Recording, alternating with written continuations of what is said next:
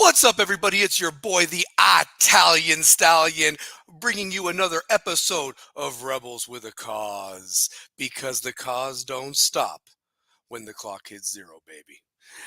You know what time it is. It's Tuesday night, 9 o'clock, getting a little bit of a late start here, but nonetheless, we got an action-packed show, lots to bring you. Most importantly, we want to wish a happy 40th birthday to our guy, Shane O'Mac. We're going to bring him on. I hope that the chat box is hot tonight. Bring us your takes. Going to be talking some big news on the high school basketball team front. Let Two Pair talk about that. Also, we got a nice big pancake breakfast coming up this Saturday on Aubrey's at Papermill, 8 in the morning till 10. Hope to see everybody there. $5, guys. Come and just donate to the team and wish the guys good luck. Let's reminisce and converse and have some great camaraderie and great laughs this Saturday morning if you can make it.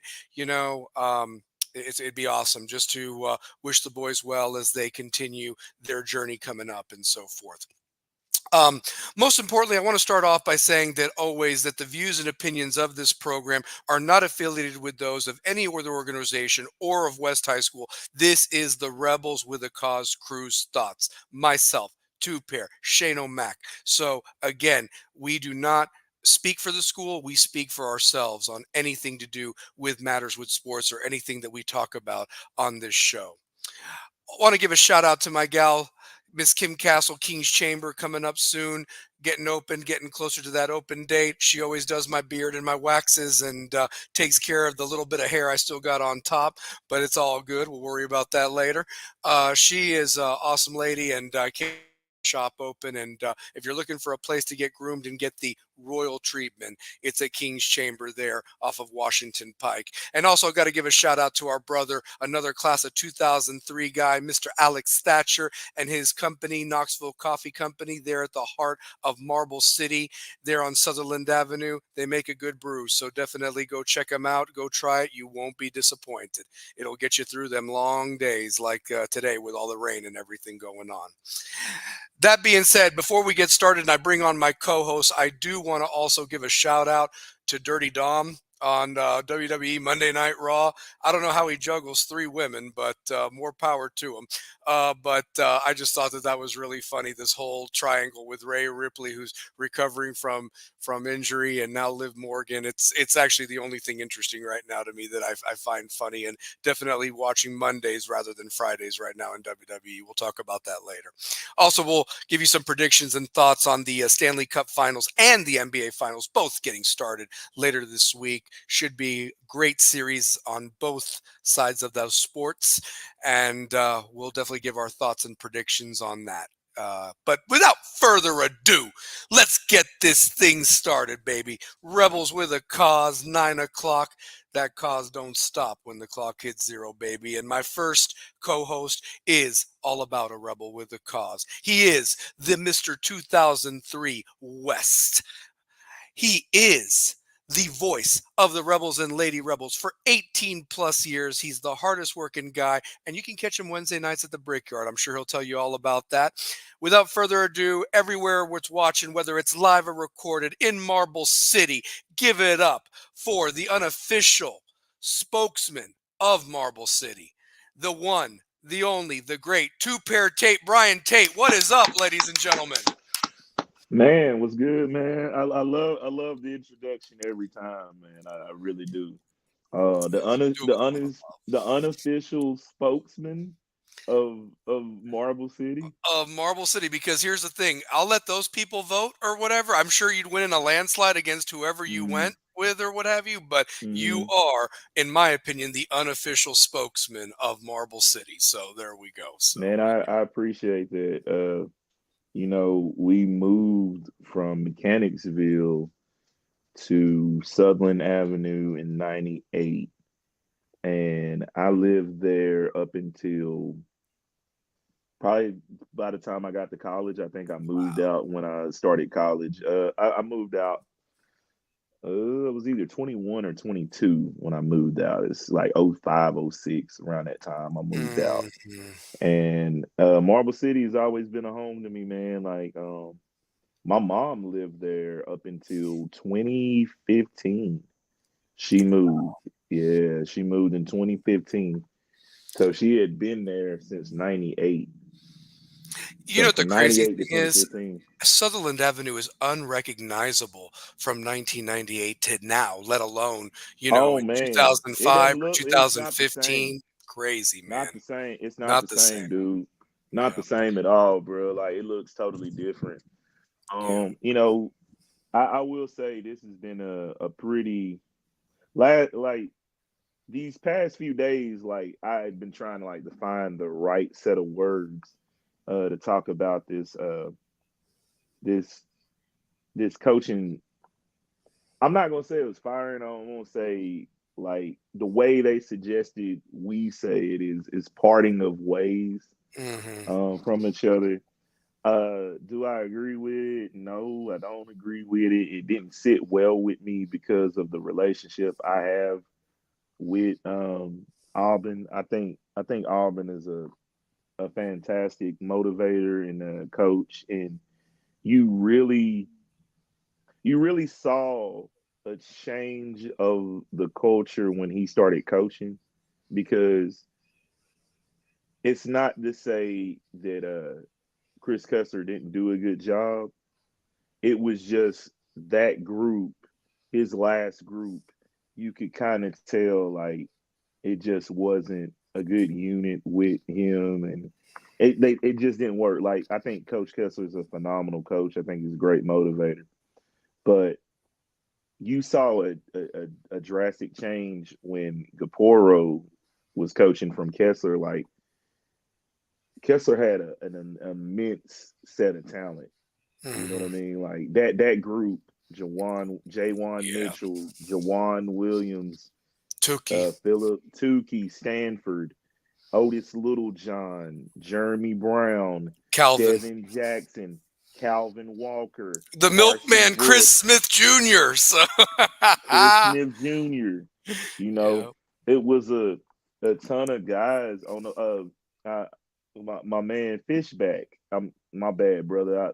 You know what I'm saying? It was a lot of guys off Shout out to 13. Carrie. Carrie, we're watching the show as always. Yeah, Love yeah, that yeah, yeah, guy. yeah, yeah. Shout out to Curry.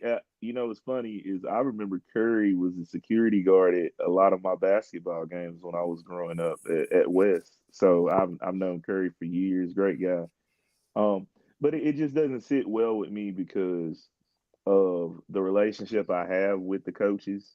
You know what I mean? Like I've over these couple of years, me and Auburn have we've been good friends. You Hmm. know, and I just think the way this was handled because of not having a certain licensing for his teaching, but goes through a program where he achieves the masters and it's still let go. It just didn't sit well with me at all, Hmm. and I think it could have been better handled because it's not a decision that's on the athletic director. The decision is on at the top, and I think we have an incredible faculty. I don't want to say anything bad towards the faculty. It's just a decision that I don't think was the right decision to make in the time frame that we're in. Like if Hmm. you wanted to make that decision, you should have did that right after the season. I agree with that. I You agree like with that. don't you know what I'm saying? Don't don't do this during the spring and summer because now you got to restart and establish that type of camaraderie with another coach. Hmm. It's like you guys were quick to pull the gun on the women's coach, quick to pull the gun, which should have Hmm. been done 2 years ago. Hmm. You know what I mean? It's And true. then you go a whole Two you go months. I mean, almost two yeah, months, two and a 3 months. half months. Yeah, I mean, yeah. So, Season's because been the over. Season's season been over since ended what, March, mid-February, like late. No, sorry, late February. You're right, late February, and late February, literally, early March. so what? 3 months? 3 months actually, because March, April, and now May, and now it was done, right there at the end of May. So 3 months, literally. So yeah, Hey, right, put it right like after this, Stout. Stallion, I didn't even know that we had a basketball banquet. Like I didn't even know that. Hmm. I wasn't even, you know what I'm saying? Like Yeah. how I announced for the team, I ain't even getting invited to the basketball banquet. Didn't Yeah. even know it was a basketball banquet. Yeah, that's the one thing that I do have just a tad thing that can always be improved on, and I think that's something that in all facets can be is that the communication factor.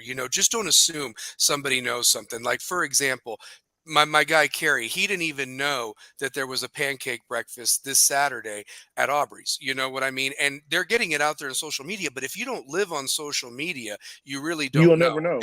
And somebody like Kerry who does like all his volunteers his time and does the scoreboard for the home Yeah. games and loves everything about West and supports West, like somebody like that should be front and center saying, hey man, we have a breakfast that we're having, and Hmm. obviously we want to contribute. I mean, it's just $5, so um I want to get into that more, but the one thing that I do want to do is I want to bring on our co-host who's joined the show as of late.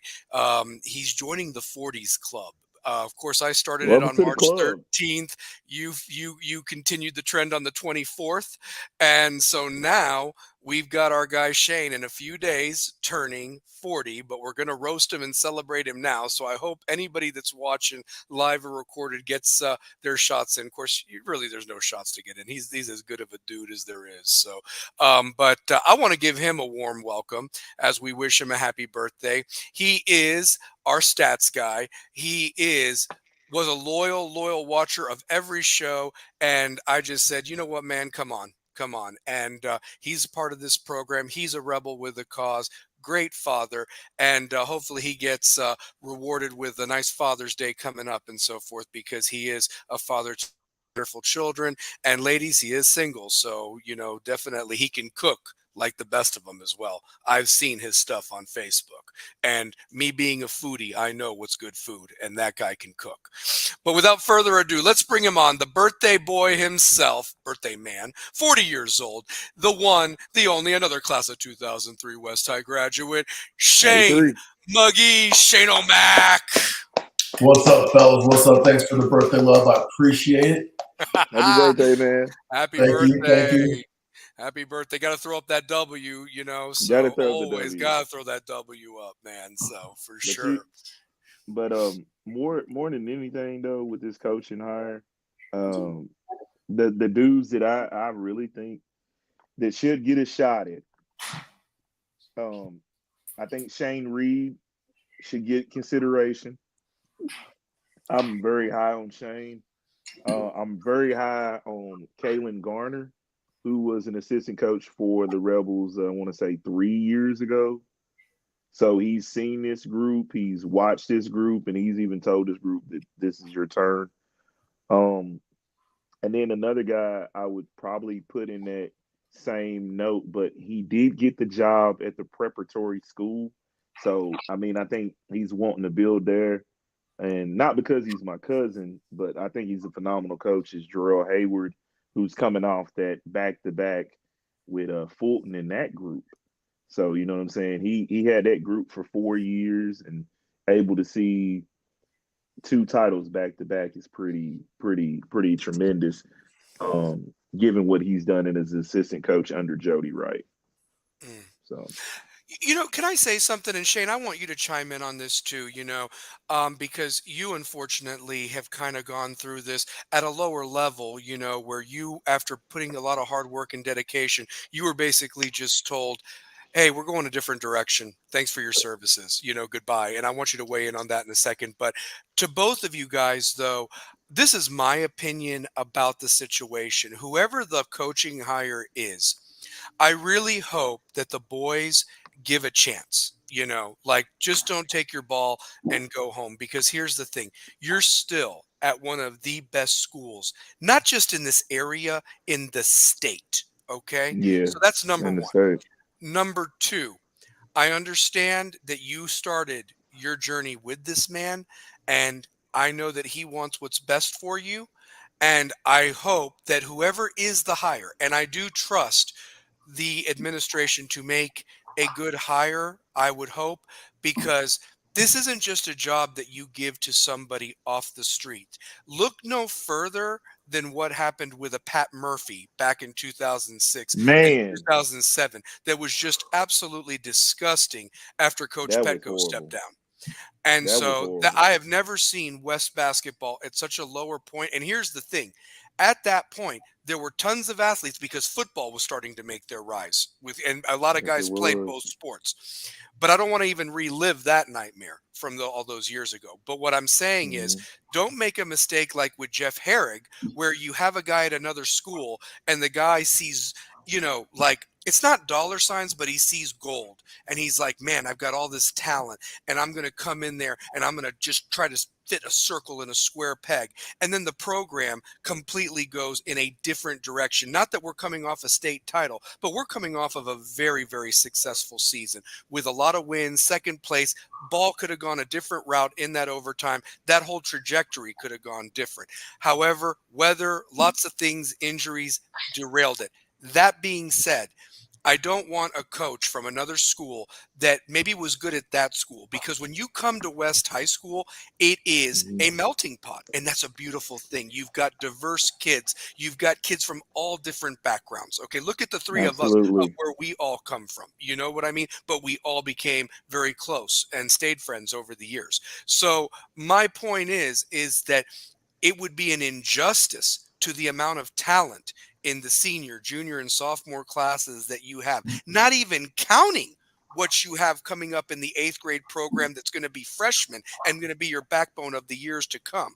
But this coach that is hired has got to be able to relate to these kids in a way that not only makes them better men on the court, but off the court as well. Hmm. Your thoughts Hmm. on it? I'm done talking for now. No, I'm right there with you on it, man. It's like you gotta find the right hire that's gonna get these guys to the level of what Auburn Caporo had them at. Because I think that snow really affected those guys, but I felt like what they were coming into when they came in the tryouts, it was very business like from the get go. And if they do this, let Eggleston coach them. Then let Eggleston do it. If you make that type of move, go ahead and just let Eggleston coach this group because he's around this group 24/7. Now I don't know if he wants to take that. That it's different when you move from a different seat. But I think he can. I think he can do a wonderful job. But like I said, I'm high on Shane Reed. I'm high on Caitlin Garner. It just really sucks the way this happens at this time. Like we're in June. We It makes shouldn't be talking about no hiring a sense new coach. to make that move at this time of year. Yeah, you don't You make don't that make that move, move at Shane. the end of the season. You finish up the banquet and then you cut ties then. So then when he comes, whoever you get a new coach in place for the tryouts, like this makes zero sense. Yeah, Do they even have a banquet, two pair? that's what I'm saying. Like I didn't even know that we had a banquet. They had a banquet, didn't even know about it. And that's a first because they notified everyone last year about the banquet. And that kind of just was like, dang, I didn't even know we had a banquet. You know what I mean? Like Hmm. a lot of things with this season. And I'm not gonna lie, this was one of my more trying seasons of announcing, just from how bad the girls was, and I had to be as positive. I had to be a positive Pete every game when they stink. It just was a bad product. Yeah. The girl, like I don't know what type of practice they were doing, but that is probably the last 2 years has been the worst women's basketball I've ever seen. Hmm. Like it got to the point where people are leaving to come back just to watch the boys play. Yeah. Like Oh, they're yeah. they're No, it leaving was. and coming back. I mean, the difference of the crowd, and let me just tell you this. You can't say that at other schools. Like at Farragut and Bearden, the Yeah. students were there for both games. Okay, you're paying for Hmm. both games, and literally it was like about 7 o'clock, that's when everybody was rolling in when the game was already decided. I mean, they had running Right. clocks almost every game, if not every game. And so Yeah. what's disappointing about that is I felt for the girls because there were some girls that had some talent out there, but they weren't Definitely being were. coached. They were looking for help and they weren't getting it. And it was like, that's horrible. Like, I just feel Hmm. bad for them because they deserved better than that, And Absolutely. I just know that the grave digger, that's what I like to call him, the grave digger, is going to make sure that that doesn't happen going forward. There's going to be some bumps, but Yeah. they ain't going to go and whatever like they did this past year. They'll win a few. And I love what Cody Graves is doing on that women's side. Like he's gotten a lot of the former alumni back in the fold. I love what he's doing there. I love the fact that the dude is a phenomenal coach on the AAU level. Like Mhm. you see these teams that he's coaching, and you're looking at the way they play, and they're fundamentally sound just from what I've watched on tape and what I've been able to see. I feel like that I feel like the women's program is going to be building a foundation. I feel like Mhm. we're starting a whole new culture, a whole new foundation for what they're trying to do. You know what I mean? And Yeah. just the boys, it just was a total death blow when you don't have this guy's won 6 state titles in Florida. Like he's a championship winning coach. Hmm. If this was such a problem with a teacher licensing or what he needed to do, why did you hire him in the first place? Hmm. If that was the problem, Yeah.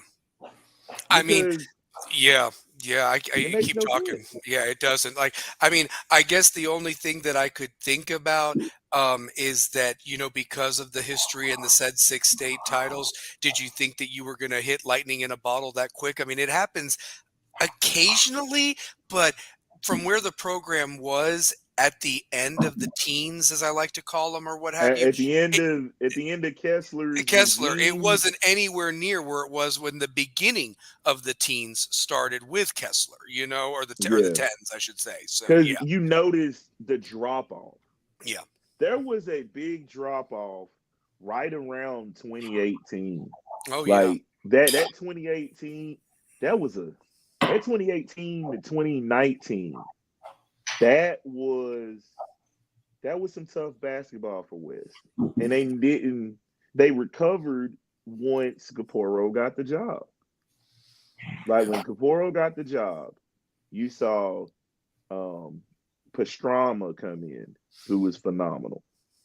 You saw Ephraim, who came in. Like there were players that he got that were really, really good ball players, man. Like Mhm.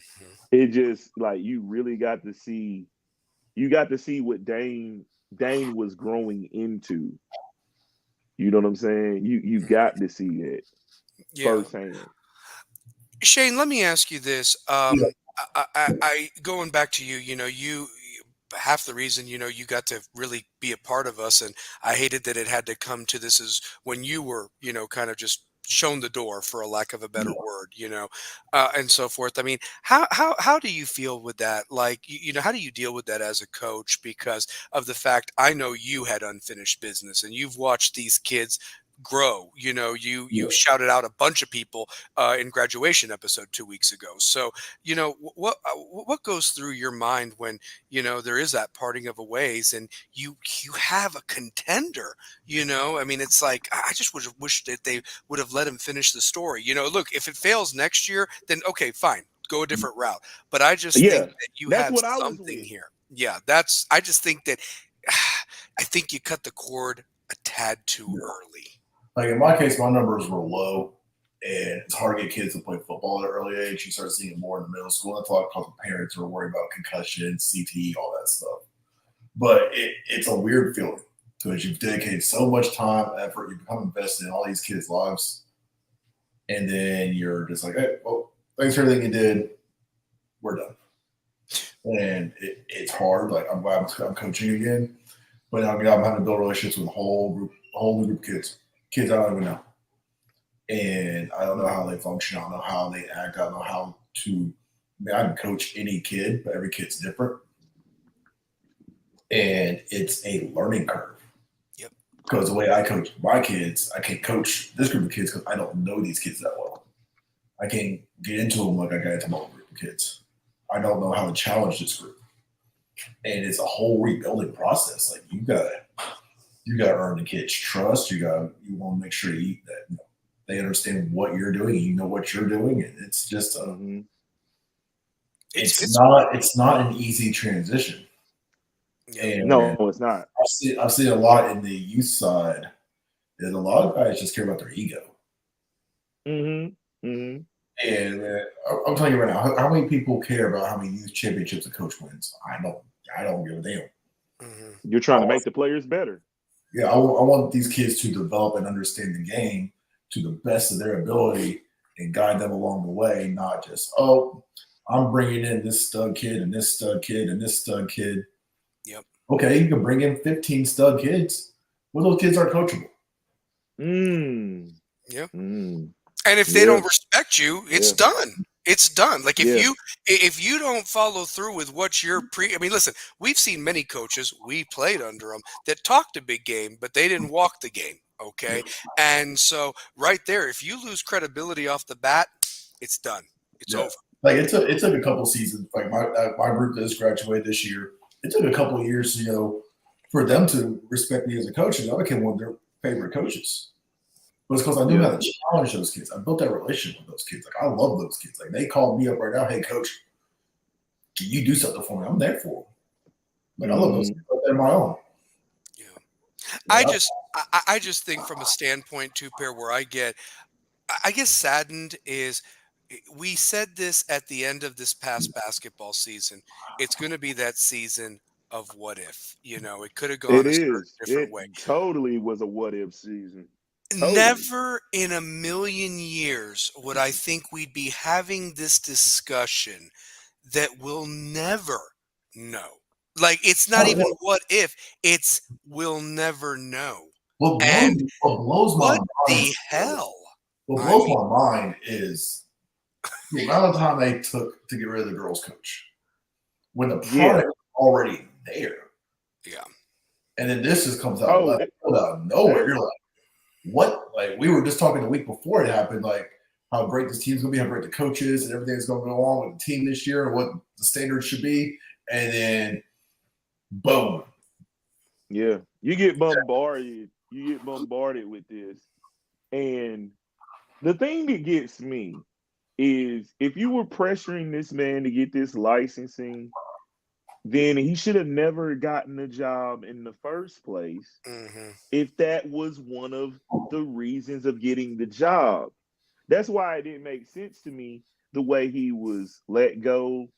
And I talked to Coach Caporo, and he's at peace with it. And, he has no hard feelings. He's actually going to be present at some of the games this year. I hope he is. I hope he is. Because he wants to see kind of what he helped build, and I just think it's just a very bad decision on Wes. I've had time to kind of come up with the right words to say, but when it's not an athletic department decision, it's like, then when you look at the hiring of said coach, wasn't that supposed to be in place for his hiring? Because if that was the case, he shouldn't have gotten the job. No. Because we've prolonged this way too long for a man to get a licensing or a certification. Yeah, like the school should have known what their route was going to be earlier in the season. I'm just also going to say this. Shout out to everybody watching right now. We got a few viewers, and please do not be afraid to comment on this. Yeah, You know, please this comment chat as box. much as you You want. know, like I said, man, this is all family right here. This is Rebels with a Cause. You know, whether you agree with it or disagree with it, everybody's entitled to their opinion. You know, I guess from a standpoint is that I only had one issue with Gaporo all season long. When he picked up the technical in the Bearden game, I said my piece with it and so forth. But I really believe that based on what you reported at the tryout, Two Pair, that I think he knew that he made a mistake. He was wanting to redeem himself. That's why that Yep. tryout was all business. That's why you saw what you saw and so forth. And Yeah. what ended up happening was we will never get the opportunity to see what he would do with these young men. Now, however, he actually talked about that technical, and he even said he brought the onus on him, saying, "I cost us a bid at regional, I cost us a bid at state," and he's saying that to these group of guys during the practice, during the tryouts, to where it's like, okay, if the coach is taking the onus on him, he's wanting you guys to do the same thing for next year. And that's why I said it was a very business like approach to everything in the game. Like it was a business like approach. When I went in there, and I'm sending you the videos of what they're doing. I got chills. And I'm like, they're trying to catch up with football because football has set the standard so high that basketball is now the afterthought. And it used to be the point where West was a basketball school because of the one district title. The only district title, and West has had better teams than that team to win the district. Because we've won a region. The 2012 won a region. So yes, we absolutely. won a region, and so we had a state semifinalist team that just happened to be in the same damn district as one of the best Bearden teams that should have won state. I mean, you talk about Mark Blevins. You know, he had some amazing teams, but it wasn't even him that ever got Bearden their first basketball title. It was Parrott that got it for him. You know, that's the crazy thing. Like, you know, and that's Blevins had stacked damn teams. So Blevins Blevins built that program. Yeah. Blevins built that program, and he was a phenomenal coach. It's just really sad what the basketball program is enduring right now. I think they should have a head coach within the next few days or the next week. Who knows? But yeah, man, I'm glad that I got to talk to Coach, and he's at peace with it, and he definitely wants to show love to all of us. And you know, he's caught the show a few times that I've shared it, and you know, it really sucks because this group, man, like this senior class, if they do, I would just say, man, like let him at least finish out the year with this group, like just please, because it just bad, man. Well, really and you know what my message to the seniors are: stick together.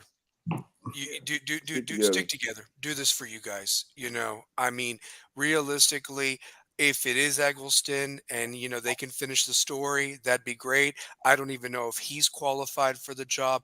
Two Pair, I'm not even going to pretend to know what the coach's name that coaches the majority of these guys that play AAU together. Would he be an option, perhaps? Because it seems there might be some camaraderie there. But again, if this has to do with the qualifications and a possible licensure or things like that, is he even qualified to take the job? You know, that's what I just don't know. So. I pose this question. Are there coaches in Knox County that are not faculty members of the school? More and more you're seeing that, by the way. So and it's like I'm seeing why is it now a requirement for the basketball coach when I know there's coaches elsewhere around the league around the county and state that are non-faculty members of the school. Mm-hmm. All you have to do is get approval from the county. Yeah, you have to pass a background, obviously. You know, no thing. You know, no problem. Because a couple of years ago, I was asked to coach on the high school team for the freshman team, and just my schedule wouldn't work with it. But I don't have a teaching degree. Yeah. But I can pass a background check, and I've been a non-faculty member. Well, and I'm going to tell you this, by the way, there are some dudes, and listen, I'm going to give a shout out to him. Kevin Lane, who's now the head coach at Central, he got passed up for a couple of jobs because of the whole licensure thing. And, you know, I think that he's gotten that done now, and now he's the head guy at Central. And I wish him the best of luck in every game except for the one he plays us every year. But, love Kevin. but shout out to my guy, Kevin Lane, and his beautiful wife, Nicole Johnson Lane. Nicole and their Johnson. beautiful son. Johnson So, Lane, yeah. yeah. But seriously, though, like, I just think that the rules are changing because realistically, it don't pay nothing. It doesn't. I mean, great for the Knox County teachers that they got a very well-deserved raise across the board and are finally in a competitive notion. But at the same time, the time that you have to put in to coach these teams and that stipend ain't worth it. It just ain't. It ain't. And maybe $2,000, I think. Maybe. Yeah. I mean, it's nothing. And then here's the thing: you got to divide that over 12 months. So think about that with taxes and everything else. So, but my point is that realistically, whoever does get this job is going to have to start with a culture change. And like, look, Lamar didn't walk right in there. I mean, here's the thing. When Lamar took the job, West was 2 seasons removed from a state championship. And a lot of the people that you had in the pipeline weren't there anymore. And so he had to establish something completely new. Thank God him and Coach Shavers really had a good understanding, and it took a minute. I mean, you look at his record, he's 75-20, but the majority of that 20 was those first 2 seasons. But even in those first 2 seasons, you could tell there was hope. There was something hope. there. There was something because there. They played with a certain level of toughness that you knew was going to be built from the inside out. And the reason why West has remained that way is because of guys like you, James, who put in their time, guys like Kerry, the coaching staff, the alumni that has come back in the fold. And that's the reason why, is because it started from the bottom. It started with the foundation. You build that program on a solid foundation, you got a program that's going to stay there and be a successful program. When you take away a vital piece of that program for a coach who is really one of the better coaches in Knox County, just because of the basketball camps these guys went to, his involvement with the University of Tennessee and Coach Barnes and that relationship. And then you look at how many guys have gotten offered during the spring. Look how many offers Devin Martin has. Look how many offers Kevin Jack has. You know what I'm saying? Like, those guys have offers right now. Shout out to Devin too. He's going to a basketball camp. You know, shout out to all the Rebels that are going to these camps right now to get better. Elijah Garner going to a couple of football camps. UT and Eastern Kentucky, respectively. Want to give him a shout out. I saw Riley Mannon went to a camp this past weekend, as did Antoine, the great Antoine Burdine. I mean, I'm just saying that, like, you guys just keep going to these camps and get better. When you listen, iron sharpens iron. You're already going up against your brothers or whatever, but now you get to see what is out there, you know, just out there from the other schools, from the other states and so forth. And you get to see what you need to work on. And this is the time to do it. I mean, guys, right now, they just finished day 2 of week 2.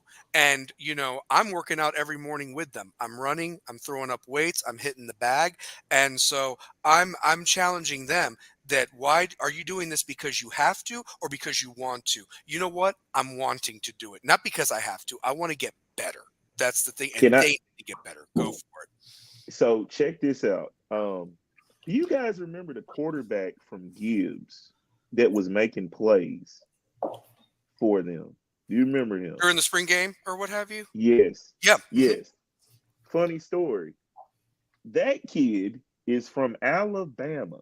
And do you know how many schools have been trying to get the Axton kid? His last name is Axton.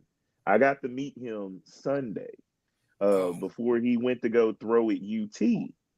He went to go throw at UT on Sunday. Dude, I went back and looked at those highlights, and he didn't have any guys with him. I would have loved to see this kid if we could have got him at West. Oh my God! Like, as much as I love, don't get me wrong, I love Elijah Garner. I think Elijah Garner is going to be the guy. But this Axton kid is nice too, and I think this dude, we're going to be talking about him a lot at Gibbs. He is going to be a problem.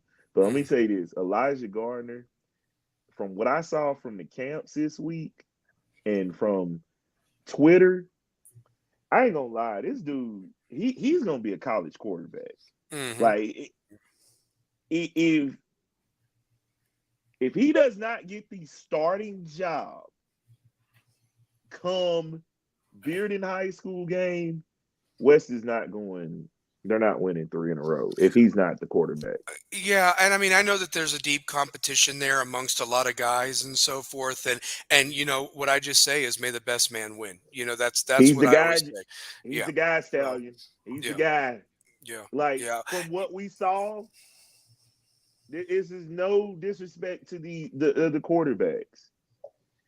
Garner has the ability to, if the play breaks down, he can make a play.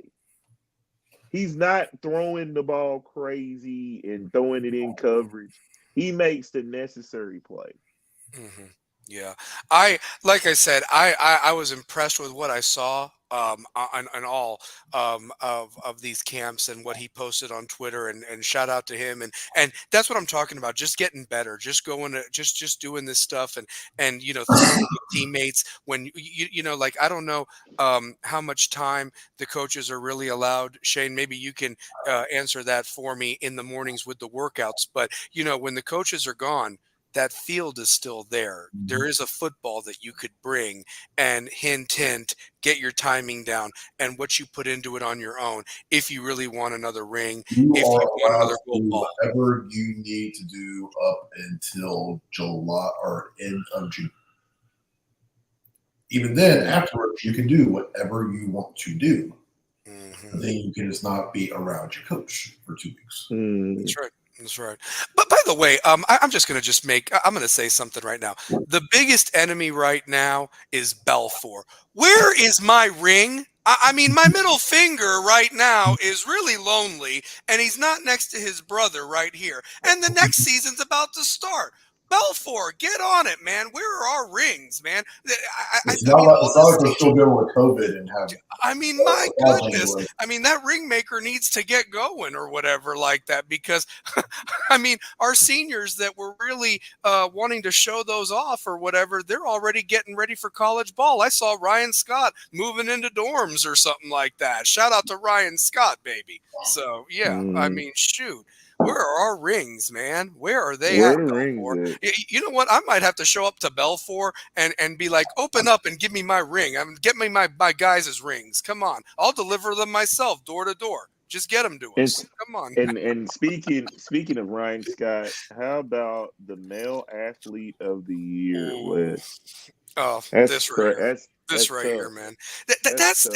That's why, listen, when we have these discussions in the coming weeks of all-time players at different positions, teams, yada, yada, that guy I will defend.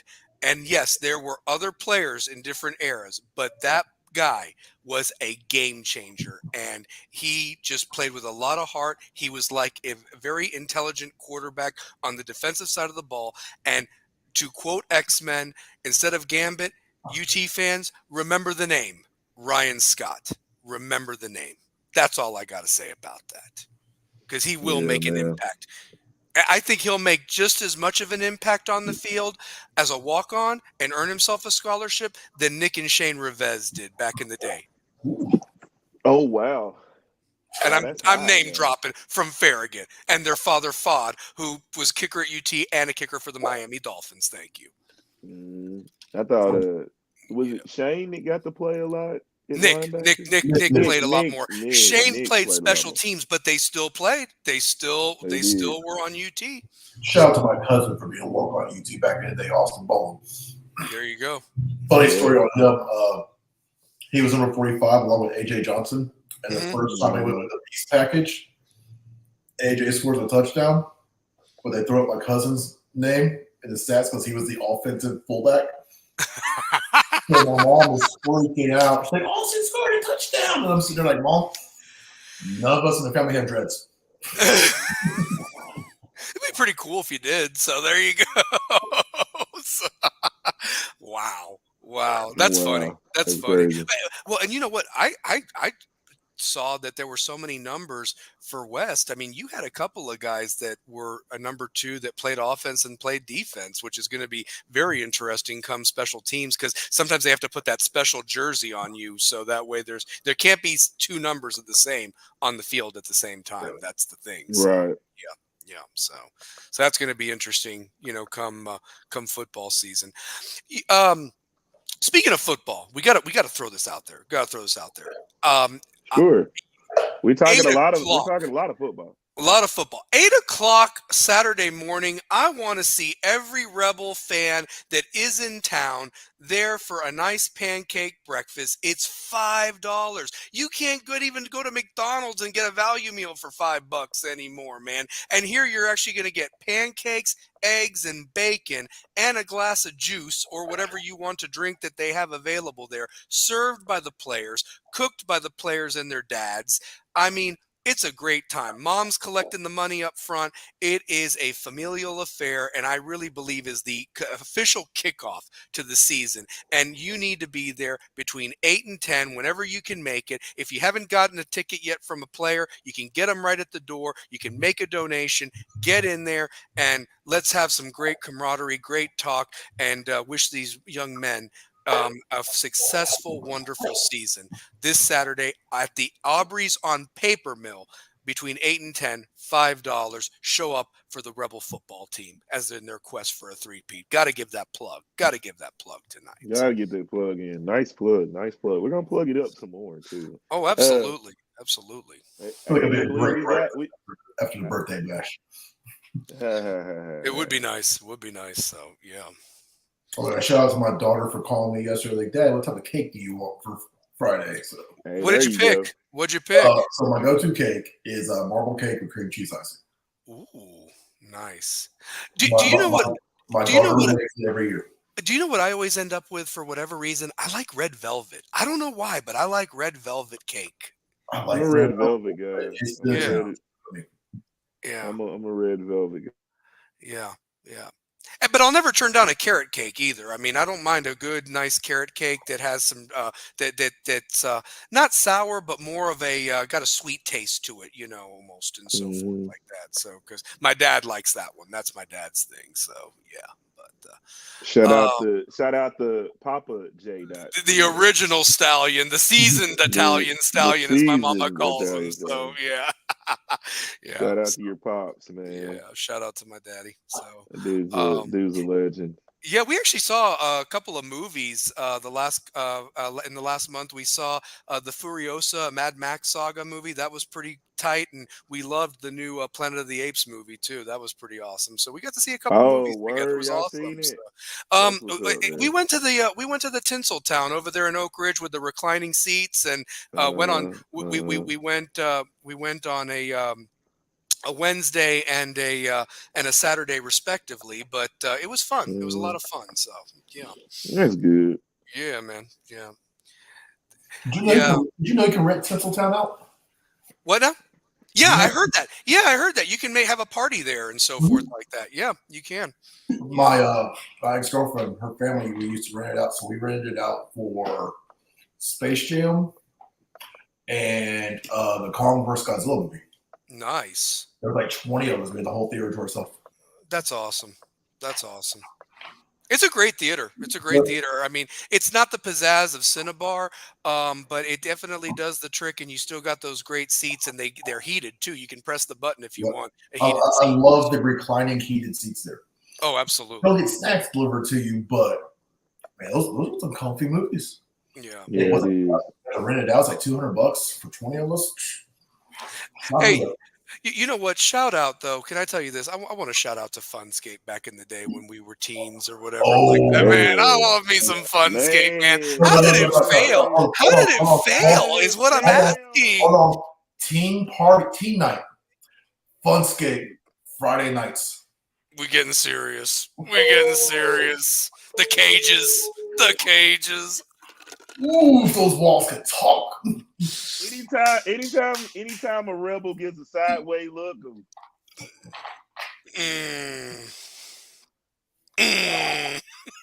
and he hits you with that.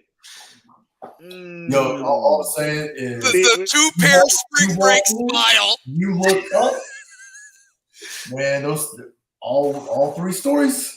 All three stories. What happened? How did that fail? I want like a dissertation on it, honestly. Hold on. Now think about this.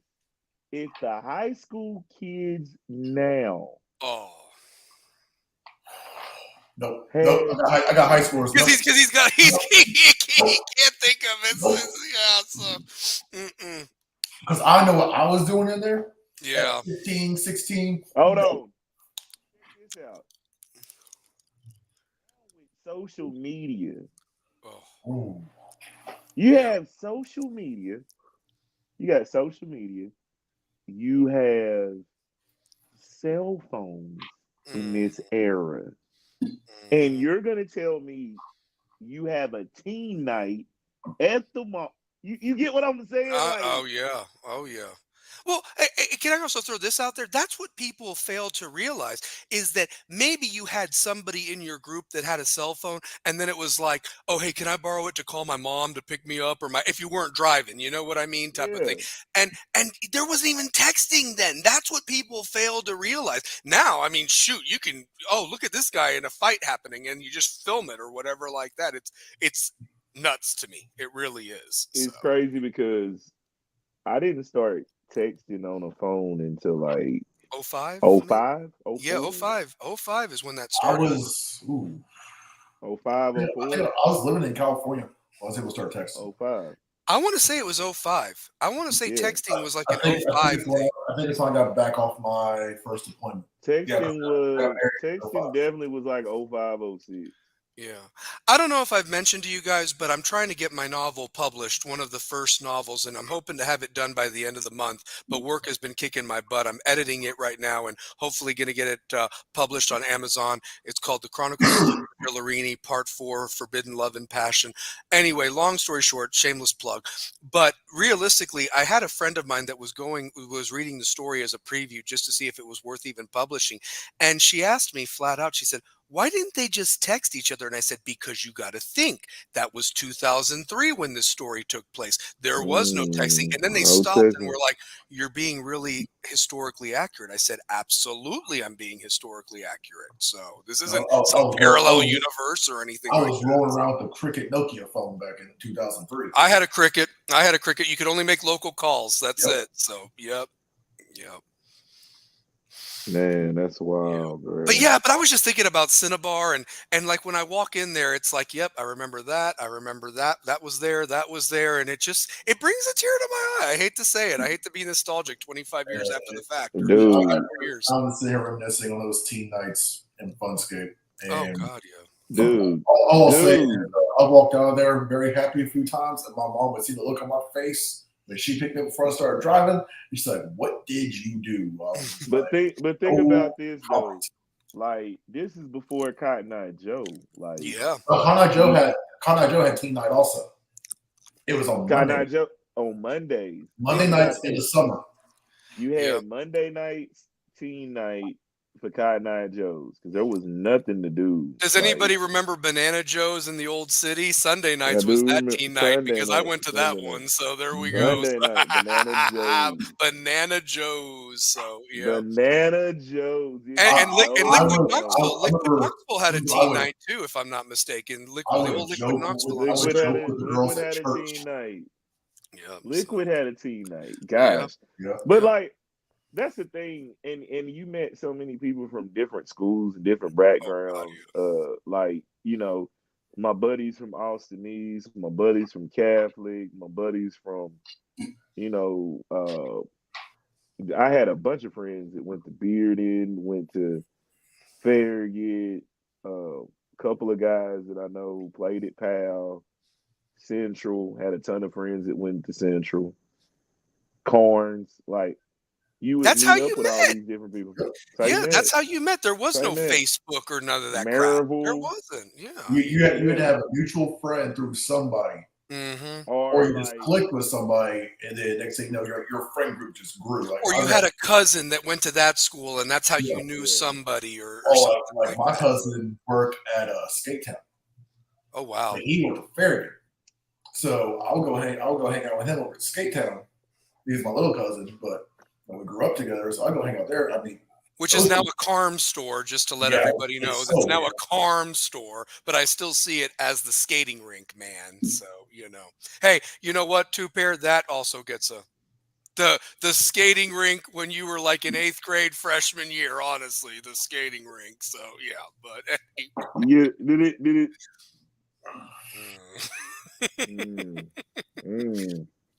By the way, shout out to Tinian Reed, by the way. I'm going to get her on this show. She shouted a like to us on Facebook today, and I wanted to give her a shout. She's doing something with yoga right now, and shout out to old Tinian Reed, baby. So yeah, man, Tinian is good people, man. Yeah, like I haven't seen Tinian in a couple years. Her son, my son, played football for a couple years.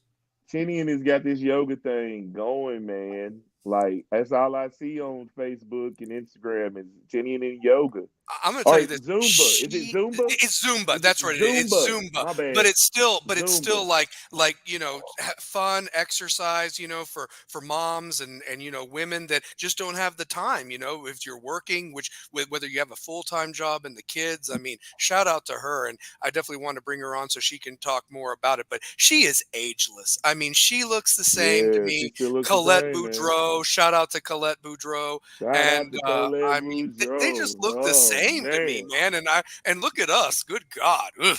So shoot. I mean, I know, right? Fading away, man. Fading away. Coño.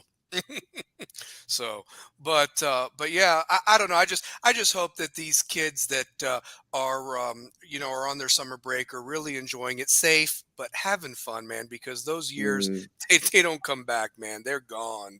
It's like a vacuum. It's swept up. It's gone. It don't come back. So. Biggest thing I can tell these kids is stop recording everything you do. Oh God, yes. Just live in the moment. I mean, my goodness. So, the conversations. I mean. I was a recording mess, though, man. Mm-hmm. But that was the broadcaster in us. I was too, man. I've got so many trips that me and my friends took that I have archived, and I'm sure a lot of them are like, James, that better not see the light of day. And I'm like, it ain't, man. That's just for me, man, just to reminisce and nostalgia. I would never ruin what we had back in the day. Those were precious memories. I've got a hard drive of all my stuff in my rack. Yeah. That stuff, my kids are, Dad, can you show us stuff from my rack? No, you cannot see that. Yeah, they will look at their dad in a whole different light. Yeah. I'll tell you this. Another shout out for the football team, just the hard work, you know, putting it in right now and so forth. You know, I said it on my post that I put on Twitter while I was working out, you know, do an extra push up, an extra crunch, an extra stadium, an extra sprint, an extra rep, because the guy that's going up against you is probably doing 2 more. So you should do 2 more than them, you know. Something I've always lived by in the gym is the reps don't count till it hurts. That's right. And fight through the pain, embrace the pain, love the pain, honestly. So make it your friend. Yeah. Or just have emotional damage like me, and you'll be really good. Yeah, but you got quads the size of Godzilla, so there you go. So not bad for a guy got everybody. Like I said, guys, Yeah. it's just awesome, and I know that they're working hard, and they got something to prove. I mean, shout out to JP Peace, shout out to Parker Dubon, shout out to Wyatt DeRoche, all you guys that follow me on Twitter. Shout out to you guys, and I wish you all successful seasons. You know, like just everything. I mean, honestly, because Hey, shout out to my man. Shout out to my man Jack Keith, man. Hell of an oh, interview, man. absolutely. So I Hell of loved an it. I interview. loved it. So Hell of an yeah, interview. yeah, for sure. Hey, I sent it to you. You want to just upload it to? We can upload it I'm going to. Let me do that. I will do that after the show, actually. So because I have it on our Facebook Messenger that we have, and I can just upload it from there. It'll be very easy. So yeah. I like that though. I think we'll get way more player interviews during the game and during the season. Like the content for Rebels with a Cause for this football season is about to be ridiculous. It is going to be ridiculous. Like, yeah, I mean, we are really ridiculous. going to analyze everything, you know, and so forth, and just show why this program is where it's at. And the fact is look, I tout that down there, 550 days and counting. Here's the thing: we're already the hunted. But what you need to do is continue to be hunters for trophies, hunters for banners, hunters for rings, because they know who you are and they're going to get a little bit more oomph and they'd love to knock you off. So what you got to do is, you know, just stiff arm them and say, not this year again. That's how you got to look at it, because it's our year again. It's our year till somebody says otherwise, and you're going to have to take it from us to do it. Simple as that. I mean, that's how it rolls. That's how it rolls. So. It is, man. You got some great teams. Like, You got some great teams, great athletes, great coaches, but I put ours against anybody in this state from top to bottom, private or public. We'll give them a game. We'll give them a game. That's all I'm going to say. I'm still loving the competition level across the county now. Teams are growing all across. It's nice to see. It's not like, okay, nobody's a guaranteed win anymore. Mm-hmm. It's not. You got to bring your A game for everything. And being the two-time defending state champs, you're going to everybody's A game. Everybody's. Yeah. I mean, there isn't an easy game on that schedule, in my opinion. All those teams are worthy to make the playoffs. A lot of those teams did make the playoffs last year. A lot of them did make the playoffs. And I'll tell you this, they're going to be wanting that gold themselves. They know where we've been. They want to be there. And it don't matter which classification they play. You look at what at Bearden's schedule last year, their first 4 games were, let's see. Us, Anderson County, Alcoa. You had the first 3 state champs in Yes. Yeah, the 3A, the 4A, and the 5A to open up. Yes. Yeah. And not to mention, you had a contender for the 6A with 2 UT commitments that you had to play. Bradley Central was a beast last year. Yeah, I went to the I'm first. gonna say this though, the games that just really are gonna be indicative of what this season is gonna be is the home and home with Maryville and Central.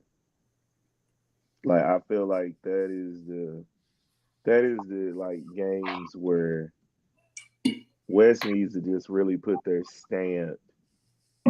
stamp in at home, because both games are going to be tough games. Like, yeah, and you're going to be coming off of an emotional 2 out of 3 weeks against rivals Bearden and Farragut on the road. I mean, you know, so I've always said this, guys, and maybe you can agree or disagree with me.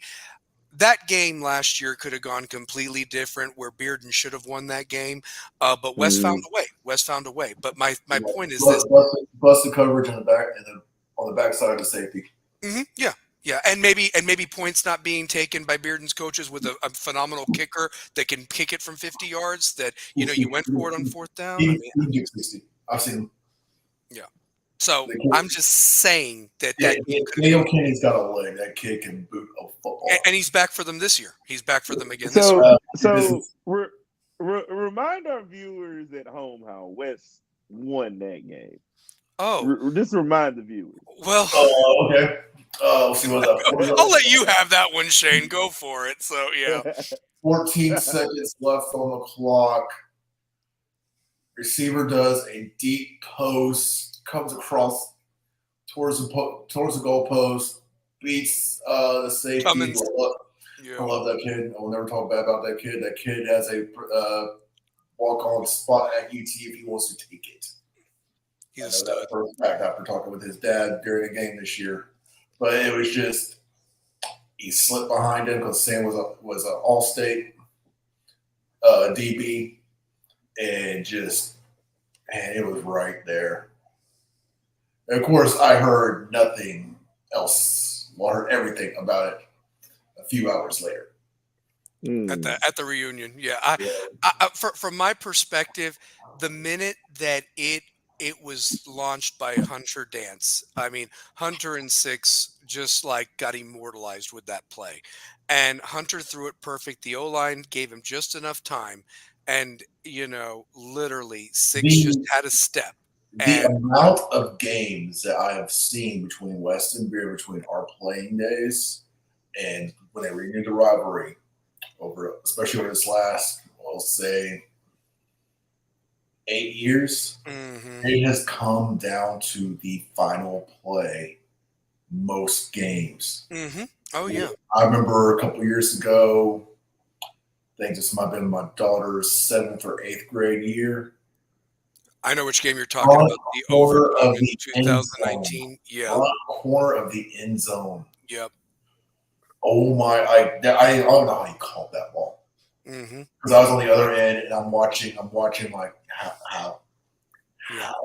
Yeah. I mean like I said, that was just, I guess what I was getting at with that is that if West loses that game, do they go on the run that they're going on? Because I've always said the winner of the West Bearden game, that's a momentum game. That's game one, and you win that one. That sets the tone for the season. The hay bale goes. I'm telling you guys. I'm telling you. Yeah. It's when the chatter starts when you win that game. It lit a fire in the Bearden's ass because they gave Alcoa everything they had, and that still should have been a penalty. They should have won that game. When the lights went out, that should have been 15-yard penalty on that first down.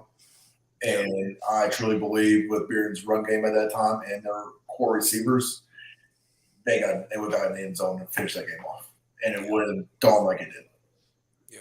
It's going to be very interesting how that game goes, when it opens up the year, and hopefully I can get confirmation of where that game's going to be at. If it is Bearden, it needs to be at Bearden High School. The games are fun when they're played at each school, whether it's the one side at Bearden or it's the two sides barking at each other across the field. It's just unbelievable, the atmospheres of those games. And honestly, I miss it being on a Friday night. I understand the Saturday, but I'm also curious, had that game been played at night, how it would have turned out, because that game was brutally hot. I'm going to tell you this, and I'm going to look at this without the glasses on. I think if that game is played at night, Bearden wins.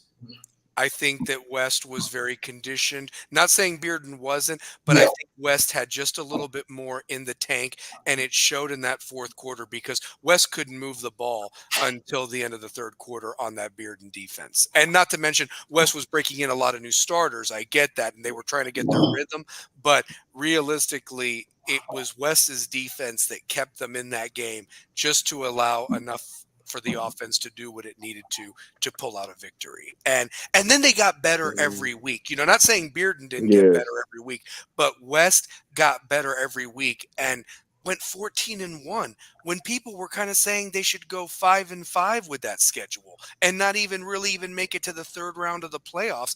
And what did West do? They said psych, and they went and won another one. I mean, so yeah, it's unbelievable. Yeah. I don't want to rub this one in though, Shane, but that press box, you got West and everybody here. You got Packer and their group over here, and you got the Bearden here. And the jubilation that was from West or what have you.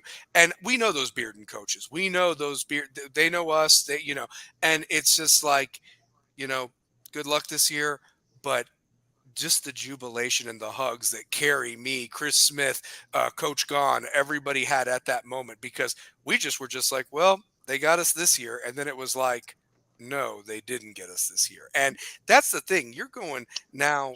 This series has always been a series of streaks for each school. And right now, West is at 5 in a row.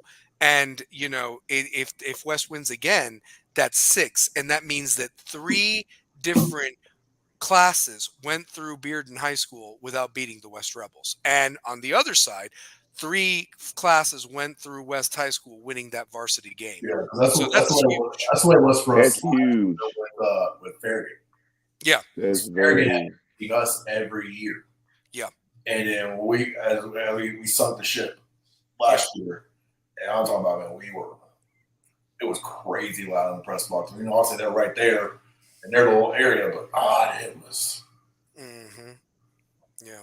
I mean, honestly, I just think that those games, no matter where the teams are at, Bearden, Farragut, and West should play in every sport just because. I mean, the Battle of Kingston Pike, honestly. So, for sure. I think they do. I think they played each other. Yeah, and it's just that the difference is that, Bearden and Farragut will always play because they're in the same region and they're in 6A. West being 5A, it's a little bit difficult, but damn, I mean, when you're playing a perennial contender every year, why wouldn't you want to know how that is to play and get better, honestly. If we could all be as good as Farragut's baseball team, though.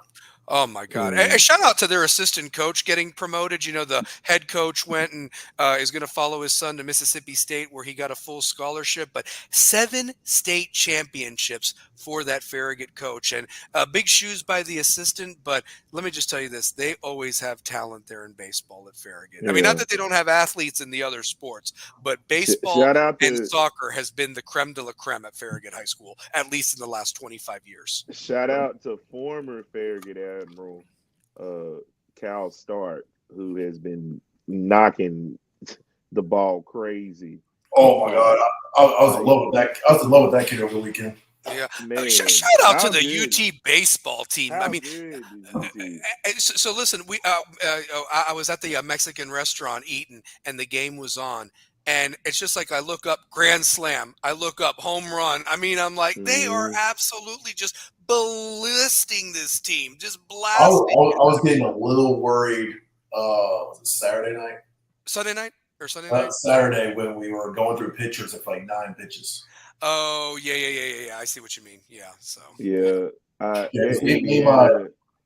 best friend, we talk baseball all the time. He lives down in Florida right now. He moved down there to be with his daughter. UT grad, former Marine, but man, we were back and forth like, what's happening? Why are we burning through pitchers? What's going on? And then we close it out. So, can I say this too? And again, the baseball team, it's up to them. They've got to finish the story. A couple of years ago, I thought that it was. I think, it's starting to open up, and I'll tell you why. Obviously they have to play the game, so you can't just look at it on paper and you look at it and it's like, look, UT should beat Evansville in 2 games. It shouldn't even go 3. But I thought the same damn thing when Notre Dame happened a couple of years ago, and we all know how that ended. So realistically, I think that whoever is on that team, that's back this year, needs to remember that they need to take care of business, because here's the deal. On the other side of it, if you're fortunate enough to get to Omaha, there's going to be a very badass 8 seed in Florida State waiting for you. It's not going to be the 9 seed Oklahoma. Weirdly enough, they got bounced last night, and realistically, stranger things have happened, but it's starting to open up for UT, because the 5th seed, who, if you keep going through the brackets, 2-pair, like Arkansas is gone already. But keep going. No, what were you going to say, brother? What I was going to say is that Florida State group got beat by that Duke group. I know. That Duke group beat them for the ACC championship. They did. And Florida State's beatable, but I just think it's really there for Tennessee this year. It's just that the bats have to be there in Omaha and can't go cold like they did 3 years ago against Virginia on Father's Day. That was like one of the worst games I've ever watched. It's like we killed it in the super regionals, and it's like, where are the damn bats at, man? You can't go cold, and you have to have it all: pitching, defense, good moves, using your bullpen correctly. It's a hard tournament to win. I would honestly say the baseball tournament is probably one of the hardest to win, because at the end of it, when you get to the final, it's not even one game anymore. You got to take 2 out of 3 from the other team. And you've probably exhausted all your pitching at that point, So I think it's a hard Tennessee's tournament to win. So. I think Tennessee's depth and with their pitchers is huge. Yeah. I think the defense they play is outstanding. And then the bats are going, it's a wrap. Yeah. Yeah. I mean, it's there for the taking. It's there for the taking. You got Christian Worth athleticism. Like they were saying the other day, like he's like, what position could you play that makes you like all? Yeah, or does he put Tony V on the mic every time? Because it seems like every time they start interviewing him, they hit a home run.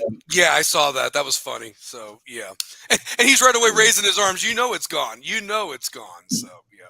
By the way, I think that was the Cal Stark. I think that was the Cal Stark home run. It was when that had happened. I bet it was the Cal Stark one. Yeah.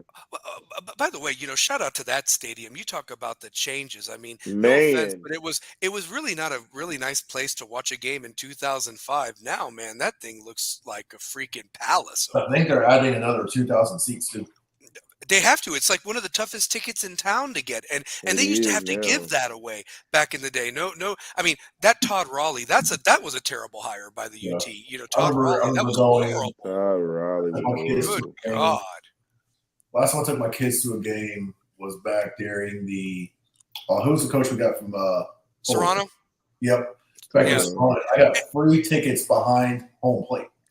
Do you want to know something really crazy? When we hired Serrano, I thought that he would do what doing now for like what I mean? Because he did it at his other.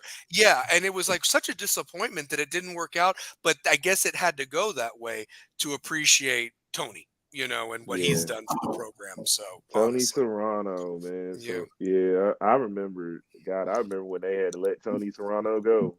Yeah. It worked out.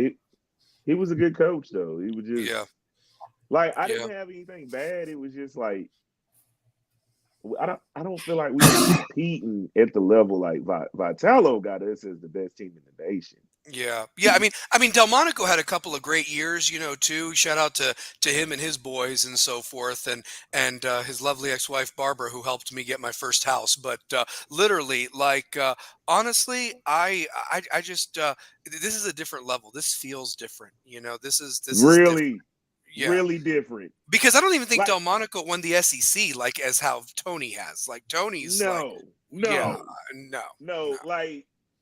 it like this. Tony has won what, 2 SECs? No, more than that. He's got 3. Has he won 3? I want to say he's won 3 of the last. Shane, look it up. See if we got that. I want to see how many he won. Yeah, because I mean they have made it exciting since 21. I know that much. So yeah, I mean he's got 20. They didn't even have a season because of COVID. Let's do this. Let's compare Delmonico and Vitello. I know that Delmonico had 2 really good years. The 95 year with Todd Helton and R.A. Dickey and Scott Schruffel was on that team. That was 95. They lost to Cal State Fullerton that was just a juggernaut that year who beat everybody. Was that Kotze? Kotze, yep, Mark Kotze, who played for the Marlins and then the Giants. Kotze. Yep, the Cal State Fullerton Titans. And then in 2001, that was the Chris Burke team that just ran into a buzzsaw of Miami, who was just loaded and won the national title in baseball. How good was Chris Burke back in the day? Chris Burke was great. He was a great baseball player. He was a baseball player. Yeah. So they just, unfortunately, those 2 great years, I mean, it's one thing to lose, but you lost to who won the national championship, which got to count for something. Yeah, it kind of count for something. Yeah. But it's a hard tournament to win, man. It is a damn hard tournament to win. So do you think it's harder to win the baseball or the NCAA tournament? Honestly, I think it's the baseball just because, put it to you this way, I still think Connecticut would have beaten Purdue, but could you imagine Connecticut and Purdue have to play a 3-game series to see who wins it all, like over like every consecutive 3 days or Ooh. whatever. Ooh. That's how you got to look at that. Like, I'm Okay. not, Okay. and so, and I didn't think of it like that. I didn't yeah. think of it like that. Yeah. Yeah. That's really good. Yeah. Yeah, but here's the thing too, pair years ago when it really was just it came down to one game, I'd say the basketball was harder. I would just say that if it Yeah. came down to one game, basketball. But if it's 3 games, I mean, then baseball for sure and so forth like Baseball is that. So tough though. it is. It is. Let's So just say this. The way Kavaris Tears is hitting the ball, the way Billy Amick is hitting the ball. oh, Amick. If those hitters along with more, you get the production just from them. And Stark, if Stark sees something that he likes and we've got runners on first and second, it's a home run. Oh, absolutely. Absolutely. I mean, they just play really good ball. They They score, do. they hit, you know, they got power behind the bats. I mean, it would be a damn shame if they don't do it. But again, there's also that thing It's about the so whole hard. number 1 seed too. Like, when was the last time a number 1 seed won the championship? It's been a minute. I know that Oh it's a man, lot of it's been a pressure while. behind that too when you're the number 1 overall seed when you rank them like that. So yeah, I mean, That is tough to do. it Like, is. It is. I mean, that is so. really tough to do. I'm just glad they're still playing because look at Arkansas. Just laid a complete egg. I know they had a couple of injuries, but to lose and you were the number Oh 5 man. national seed at home in Fayetteville, that's And embarrassing. at home. At home. You didn't even get out of the regional. You didn't even get out of the regional, man, honestly. So, yeah. But my thing with Arkansas was they always had great pitching, hmm And the guy got but hurt. That's what happened. So, yeah. yeah. My thing with them was they had great pitching all the way through, but when your bats don't come alive, Yeah. you fighting an uphill battle. You It's the fighting an truth. uphill battle. Like, look what East Carolina. If you'd have told me East Carolina was gonna lose to Evansville, Yes. I mean, it's unbelievable. That was Tennessee's second title in 3 years. So. Second title in 3 second years. title in 3 But years. Delmonico never did that. Delmonico probably never did that. No, Hold on, I saw his stats and report. I mean, that's pretty remarkable. And then here's the other thing too. Just think about this. Everybody that has an SEC baseball program made the NCAA tournament, including Delmonico Oklahoma and won 3. Texas. He won how many? 3. 3. 93, 94, and 95 SEC tournament champs. Wow, 3 in a row. 94, 95 regular season champs. wow. And you see, that was the Todd Helton, R.A. Dickey, Chris Freeman, all those. They had really good pitching those Did years. they have Bubba Trammell on any of Bubba those Trammell teams? was, I think, on 93. I think he was. Okay. So was Mike DeFelice on there too? Mike DeFelice.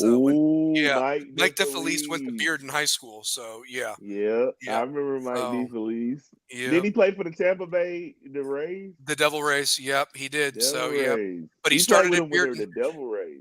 DeFelice was actually a multi-sport guy at Bearden. He played football, DB, and he played defensive back football for Bearden, and then baseball. So yeah, when he was at Bearden, Mike DeFelice. Wow. So, yep. That dude was a problem. Yeah, he was. Yeah, he was. I This can't is believe nuts. Evansville beat East Carolina. I can't man. believe Like, Oklahoma lost at home too. They were the 9 national seed. Like, I mean, they were the were 9. terrible. I mean, They awful. were. I thought it would have been Duke that knocked them off. It wasn't even Duke. Duke got sent home in baseball. And so Duke got sent home. And Duke won the ACC tournament. I know. Like, you talk about it, they just laid a complete egg. Just laid a complete egg. So yeah. Yeah. The ACC has been, with the exception of Florida State and I think Virginia and NC State. Did North Carolina beat LSU? Did they finally get them? LSU was the defending national champs. And I know North Carolina and them were battling Sunday night. So I don't even know, because the winner of that was going to advance to the Super Regionals. Carolina was the home team, but LSU was their 2 seed and were the defending national champs. So Let's let me pull one of the it more up. intriguing matchups of the regionals. So yeah, I'm just like, God, I cannot believe this. So let's see, FSU and Connecticut. Huh.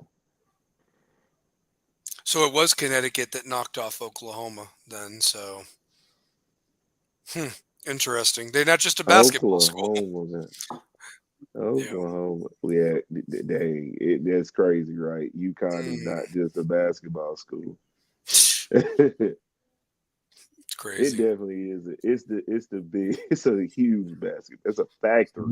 North Carolina took down LSU. All right, so there will be a new national champion in baseball, college baseball. It's gonna be West Virginia versus North Carolina, Kansas State, Virginia, UConn, and Florida State, Tennessee, Evansville. We could see Kentucky again because they got state, NC State, and Georgia. Wow, Clemson, Georgia, Florida, Georgia, Oregon. It's very SEC heavy. You've got 1, 2, 3, 4. I'm gonna count 1, 2, 3, 4, 5. You have 5 SEC teams. Did A&M make it out of their regional? They were home. They were okay. So you got they're 5. So you got 5 out of 16 teams that are in that Sweet 16 right now. Honestly, that's crazy. And here's the thing: none of them are playing the others, so there's a good chance all 5 could get to Omaha.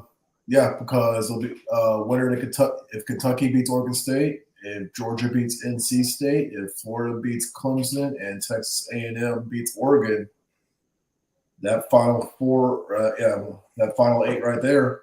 You'd have 5 of them. Wow. The SEC tournament deuce. So in Omaha. So just not Hoover in Omaha. So yeah, I mean that's crazy. The way they hit in the SEC tournament, it just was like I feel like we're gonna seal the door. Like I just do. It's now or never. You know what I mean? Like your top 3 seeds for the tournament were Tennessee, Kentucky, Texas A&M. Mm-hmm. Yep. And they're still in it. Arkansas was 5th, Georgia's 7th, and yeah. So I'm gonna say Florida was kind of Florida was kind of a sleeper. They weren't in the top. They were in the top. Yeah, Florida snuck out of that. Which region was that? The Nebraska region or something? I mean, they snuck out of there. So that would have been the Oklahoma State one. The Oklahoma State, that's what it was. Yeah, Oklahoma State was the top seed. Yeah, and they're gone. I'm going to tell you this. Here's my big upset for the weekend. I think Oregon State knocks off Kentucky. Oregon State is the last Pac-12 team standing in college baseball, and they have been a darling with 2 past College World Series championships. Just remember. What about that one school that the school no longer exists, and you know what? E2 or D3 school. Oh, Birmingham. Birmingham Southern or something like that. Like the school no longer exists. But they won the championship or what have you? Or they're all going on to play it, or they won it, and they're in like D2 or D3. Wow. What were you going to say too, Pear? You were going to bring something up there a second ago. I guess when I brought up the whole Oregon State last Pac-12 team, or you know what? When you said that, we'd be remiss. Rest in peace, Bill Walton, man. Oh God, yes. And we were just talking about him. Remember, wasn't it weird? We were talking about it on this show, just about how what's going to happen with ESPN Saturday night because it's no longer Pac-12 basketball, and Bill Walton used to call those games at 10 o'clock, and so forth, and just gone. I mean, just weird. So it was crazy. Like just the dude was just an incredible human being. And I didn't even realize he was sick either. That's the sad part. He hit it very well. Either, man. Yeah. I saw a video the other day. It was him and his 3 sons playing basketball in their driveway. Oh. And this was back when Luke was like 12 years old. Yeah, definitely want to. He was already 60. Oh God, yeah. Definitely want to keep the Walton family in our prayers, man, because that is just a really. Yeah. When I heard the news, it's like you didn't want to believe it, just because like a big part a big part of your life and your existence as a sports fan comes around this guy and his figure because you got to see it from the time he played till the time that we're able to really recognize who our teams are and him saying his quirky stuff on the court, and you just realizing like this dude is an iconic figure in the game of basketball because of how he played it. Like at the highest level, he's one of the greatest basketball players to have ever played in college. You know what I'm saying? And then in the pros, he was pretty damn good. Like he got a championship. Like the abundance of riches that the Wizard of Westwood had at his disposal to not only coach Kareem but also Bill Walton, you Bill know, that Walton. is just incredible. And then they ended up playing together for a bit on the Lakers together, you know, Kareem and Bill Walton, if I'm not mistaken, and so forth. So I thought that they. No, they played against each other. Oh, Yeah. did But they? I don't. Yeah. You know, when Bill Walton played for the Blazers and got him in the title in '77. Oh, okay, gotcha. So they never Then played on the played Lakers together or anything like that. So okay, No, gotcha. Bill Walton and Kareem never got to play with each other because they missed each other at UCLA. Yeah, they did. Yeah, they did. So yeah, huh? Okay. You know, speaking of basketball, we got an NBA Finals starting Thursday night between the We gotta. Mavericks, who I predicted correctly to be there, and they've gone through hell and back to get there. And now we've got a Celtics versus Boston series. What do you guys think about this one? So, Poor Grant Williams getting traded by both teams. what? Who And did now, he piss off, man? and Who did now, he and now piss he's back home in Charlotte with the off? Oh, Hornets. they stink. They stink. Let me get this right. He's a free agent. He goes to Dallas. Mm-hmm. Then gets traded. No, he was. Jay I thought he got traded from Boston to Dallas. Yeah. And then got traded again. Oh, because that was the Porzingis thing, wasn't it? Because that's how Porzingis ended up at Boston, if I'm not mistaken. Because Porzingis was on the Mavericks last year with Luka. Porzingis was in Washington. Was he? I thought he was with Dallas with Luka. I'm about to look up the trade. He was in Washington. Was he? Oh God, that's another team that was horrible. Because remember that was Porzingis. That was Porzingis for Smart, and then they got. How did they get Drew? Porzingis. I don't know. They got there was a trade. Yeah. Then Drew Holiday for Dame or something like that. It's crazy. All right, here we go. Here it is. Grant Williams was traded, or when he was traded from Boston. It was a 3-team deal. Oh God. So it was the Mavs received Grant, a 2025 second round pick via San Antonio, a 28 second round pick from San Antonio. Boston received 3 picks. They got the 24 pick from San Antonio, the 25 pick, the pick swap with the Mavs, and a 2030 pick with the Mavs. And the Spurs received Reggie Bullock and an unprotected 2030 first round swap with the Mavs. Did I hear Reggie Bullock? Did I hear that correctly? Wow. What? Wow. Man, I don't know who Grant Williams pissed off, but okay. So then what happened? So then what? Did the Mavericks get rid of him then afterwards, or what happened? I'm looking up the next trade. Oh my God, Reggie. All right, let's see. The first one was in July of 2023. Then this year was February 8th of this year. Oh God, it was the trade deadline. Let's see. I'm looking. Come on, give me the breakdown.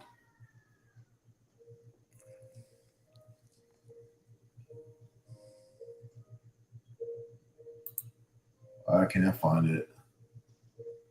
Well, it says his yapping and lack of conditioning was his reason for being traded, which I could kind of see that.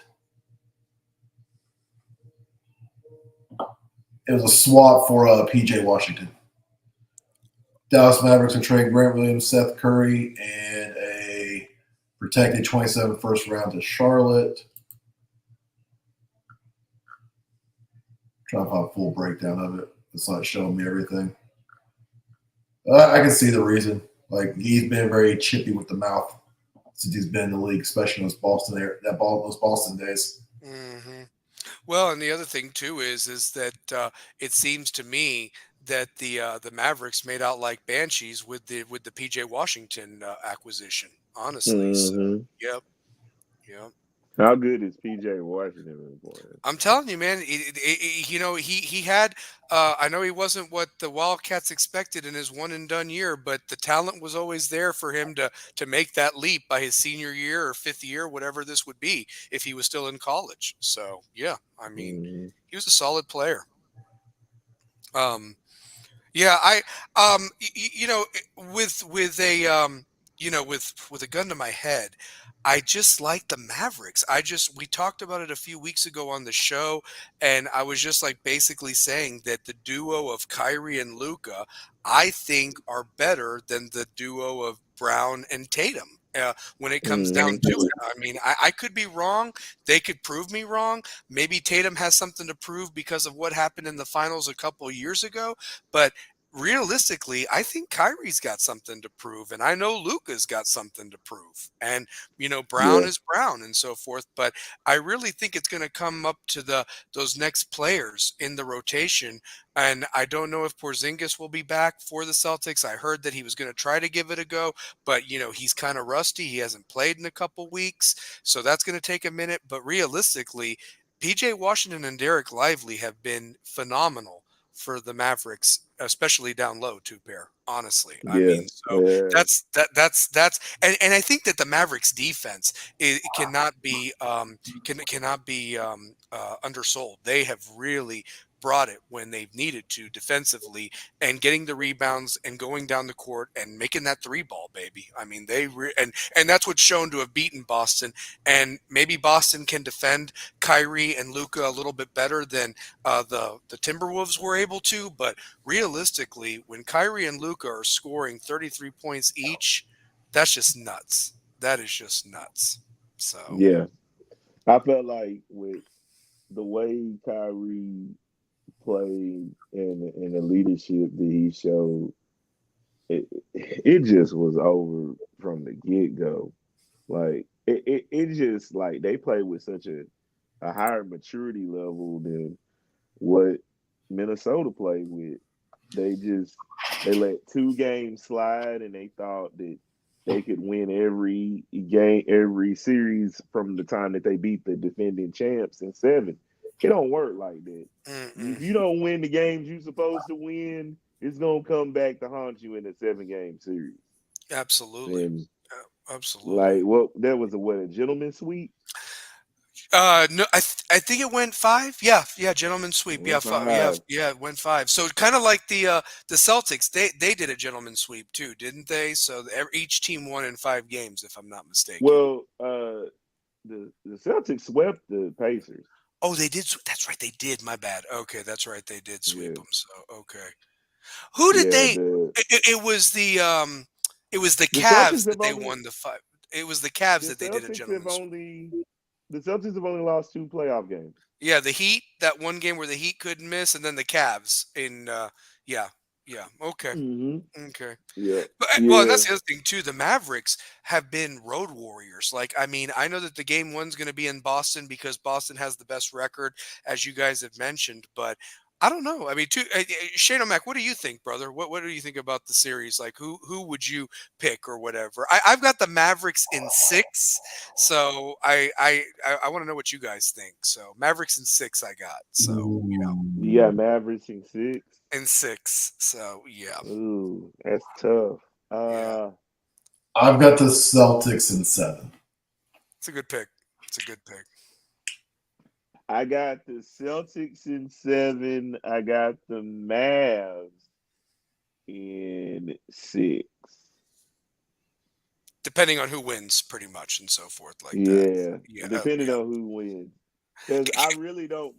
I don't have a dog in the fight but to Betting on see Tatum winning his first, or Luka getting his first, and Kyrie getting his second. Yeah. So here's what's funny on this is the odds are for the Celtics. Yeah, I saw that. Everyone's betting on the Mavs. Mm-hmm. Mm-hmm.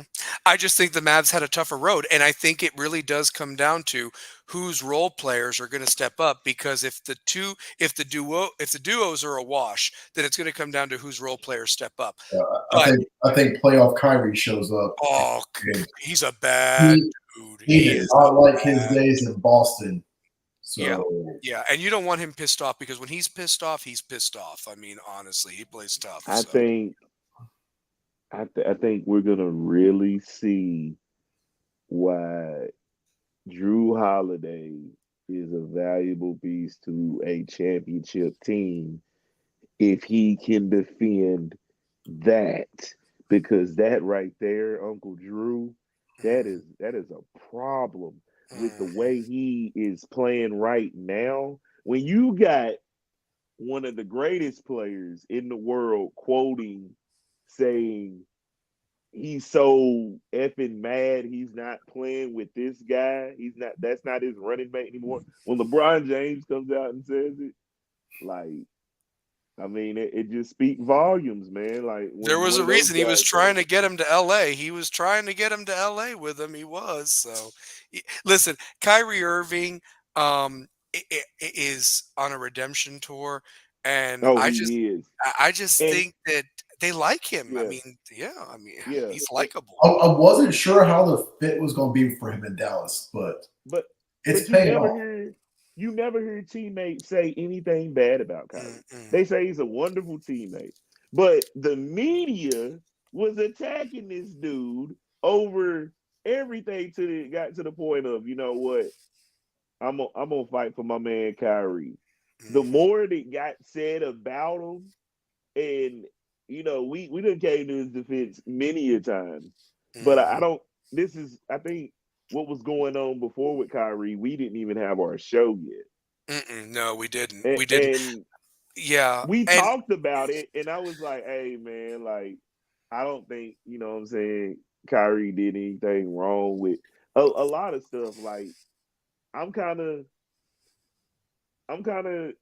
glad, like, you know, he had to go through all of that, because people have a deeper appreciation for him. And it's like, they didn't have that same appreciation for him in Brooklyn, in Boston. Like, I didn't have that same appreciation, because this dude is a wizard with the basketball. He is. I mean, the ball handling and what his dad taught him, Dedrick, you know, when his dad played in the Australia League and so forth. I mean, I just know this is that Kyrie hasn't had the easiest life. He grew up in New Jersey. He lost his mom at an early age.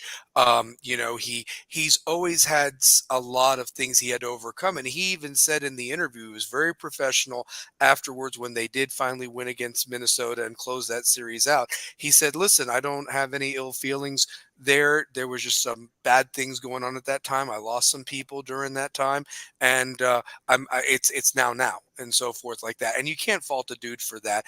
We know the truth. He's going to be out there for blood, and he wants to show, you know, it could have worked, but it just wasn't in the cards. Now it works. And realistically, did anybody see the trophy presentation? They had to get him up front. He was in the background.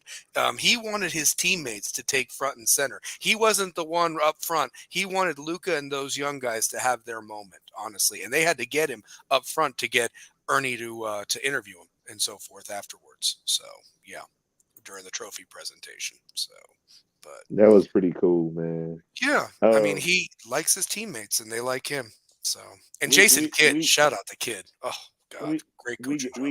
We got to keep inside on the inside. Yeah, inside. We got to keep inside the NBA on TNT. We have to keep it. I hope they reach a deal. I hope they reach a deal, man. That's inside the NBA. Yeah. It's the best. Basketball won't be the same without it. It won't. I mean, that's what I'm saying. We Yeah, have watched TNT Thursday basketball since we were little kids, honestly, like 94, 95 type stuff. Ernie is our uncle. Like, we've grown Yes. up with this guy. Like, Mm-hmm. we've wanted to become in the broadcasting field because of Ernie. Mm-hmm. Like, And me, the players that he's are one of on my there, guys. Like, the players that are on I that set think Shaq literally took his were penny for the playing rest of my on life. there. Yeah. they have I mean, some of the best players to have ever played are yes. on this show. Charles Yes. Barkley, an MVP Hall of Famer. Mm-hmm. Shaq, an MVP Hall of Famer. Kenny the Jet Smith, a two-time NBA like And that's NCAA champion winner with North Carolina. So, I mean, he come got on an now. NC. Hold I on, think he he didn't get did. one at NC. Did he get one in Nah, 82? He got one in 82, didn't he? nah, he No, wasn't on the 82 team. he wasn't. Oh Nah, man, was he on the nah. 84 team that fell short to Georgetown or what? He's not on the 82 team. He's not on the 82. Okay. No, that's like no, because he's younger than Mike. Then he was on the 84 team that didn't win, that lost to Georgetown, I think. So Here we go. Kenny's highlights. Two-time NBA champion with the Rockets, NBA All-Rookie First Team, consensus First Team All-American in 87, First Team All-ACC in 87. No national championship. no. Oh, so he Yeah. was in the late 80s then. Okay, gotcha. So all right. Okay. God, I thought he was part of that group earlier. So damn. Yeah, because his rookie was 88. So Kenny Smith was a hooper though. Those Rocket teams, Kenny Smith was so good, man. Yeah. People don't realize how good. Bro, Kenny Smith was in the dunk contest and the 3-point contest during All-Star Week. Yeah. The dunk contest is also deal. I will say this, by the way, like, regardless, I want as much basketball as we can get. I want it to go 7 games because if one team's better than the other, I feel like we get cheated. I'll never forget how good that Lakers Kings matchup was, even though there was controversy after the fact. The fact that it went 7 games between Sacramento and LA, that might as well have been the NBA Finals because unfortunately the Nets were no match for them and the Lakers swept them in the finals, and it just felt like the finals were a joke that year of 2002. That's got fallen top 3 conspiracies of the NBA. Yeah. That was a horrible. God, that Kings team. I loved that Kings team, guys. I just could not believe how they could not. They did not win that series, honestly. I mean, they were unbelievable all year. If you watched all 82 games and those other playoff series, they were just phenomenal, that group. I thought it was their year. It should have been. It should have been. So, yeah. But it's just like that Kobe Shaq thing was real. And we look at all the titles that were even won, like Tim Duncan got a lot of titles in this Kobe era people talk about. And no disrespect to Kobe and Shaq, none. Like, but Kobe and Shaq had that 3-peat. Tim Duncan, they did it for a consistent amount of time. Yeah, they what 5 in 10 years or something like that. Something like that. Craziness. I mean, they were always in the conversation. That's the thing. They were. And those Western Conference, those were some battles back then. Dirk with the Mavs, Steve Nash with the Suns. I mean, you earned it if you came out of the West back then. You earned it if you came out of the West. Yeah, you did. Like, you think of those Phoenix teams that never got to a with Amari Stoudemire and all them. I mean, that's just nuts. I just still can't believe that. So, yeah, I mean, yeah. Real quick, I wanted to touch on it, by the way. My Florida Panthers in the Stanley Cup Finals, I'm sorry your Stars just fell just a tad short, but they had a hell of a season. I'm going to say this. I can't believe it. Yeah, I'm just going to say this, by the way. Has anybody? Yeah, well, I think that Has anybody been on Twitter to see Yes. the oil cans that were around the world that helped win that series for Very Edmonton? nice. Very nice. Yeah. Very nice. I'm telling you, I'm a Florida Panthers fan. I think we're going to do it this year. I've got the Panthers in 6, just to let you know. But here's the deal. If those cans come out, I ain't feeling good. I ain't feeling good about it, man. Two-pair, that's another. Two-pair, that's another. I opened mine up the other day to that. I was like, But whoa. here's what I will say. I liked her. If Edmonton wins Yeah. that Stanley Cup and it's in Canada, Oh, yeah. oh man. When was the last time a Canadian team won? Montreal, or who was it? I mean, if it was Montreal, it would have been 93. yeah. Shane, who was the last? I mean, not Canadian Calgary. team? I mean, because what is it? Is Vancouver, Calgary, Winnipeg, Toronto? Maybe the Maple Leafs won it in the 2000s sometime. I remember the Maple Leafs had a good team one year. The Winnipeg doesn't have a team anymore, do they? They don't. The Winnipeg. Yeah, I was just trying to think of all the times the teams have gone.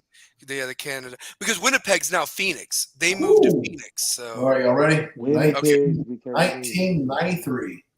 It was the Canadians. Montreal. It was the Canadians. Montreal. I thought so. Wow.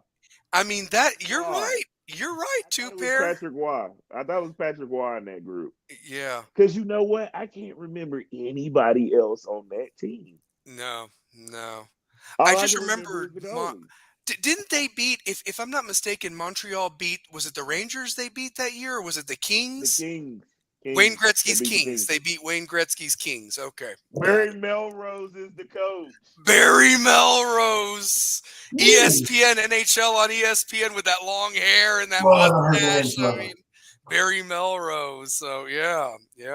Bro, Barry Melrose looked like a G every time he was coaching. He was GQ, baby. He was GQ he on that. Was GQ, bro. Oh, and he knew his stuff. Like, he was always prepared. He had his notes. He was always right there, ready to go. So, yeah. And he looked right at the camera. It was like, he was like, my number's 865. You know, like honest, like whatever the area code was, man. That guy. Dude, woo, how good was that those Kings teams with Gretzky and Rob Blake and Luke Robitaille? Like, bro, they were good. Yeah, you really don't hear much about them anymore. Like the Kings, like they have those really cool uniforms and stuff, but you never hear about the LA Kings. You don't. I mean, man, the Kings used to be the thing back in the day, bro. Like Gretzky for real. Like Gretzky came to LA and them had to be like that. I got to get me a Gretzky jersey. I got to get me one. Yeah. But hey, for the Panthers. Here's why. I tell you my Florida. You know, if Florida wins, it like y'all gotta have my man John Van Beesbrook and what was Jovanowski? Ed Jovanowski and Scott Mellenby, all them dudes. Niedermeyer, Rod Niedermeyer, So, you got to bring all those guys back. They need to, man. They listen. I'm gonna just say this. Realistically, Shane, I want to hear your prediction on it, but if it's now or never for the Panthers, man. You got the shit absolute whipped out of you by the Knights last year. You got swept by the Avalanche years ago. Is the third time the charm that the Rats, now you've got the home ice advantage. Do the Rats come out, or is it another slumber party in Sunrise? I mean, honestly, that's what I just hate to, it's now or never for the Panthers, honestly. So yeah. It is. It really is. I mean, what do you think, Shane? Is it the cans, the oil cans from Edmonton, or is it the Rats from Florida? The oil cans. Those Canadians, man. I don't know. Dude, they're the people that brought us Chris Stratus. If there's fans like that, they're getting my pick right now. Yeah. Well, I'm going to say this much. That's the one thing that I was like, I was scared to death of the Stars between you and me, two pair. I thought the Stars would beat the Panthers.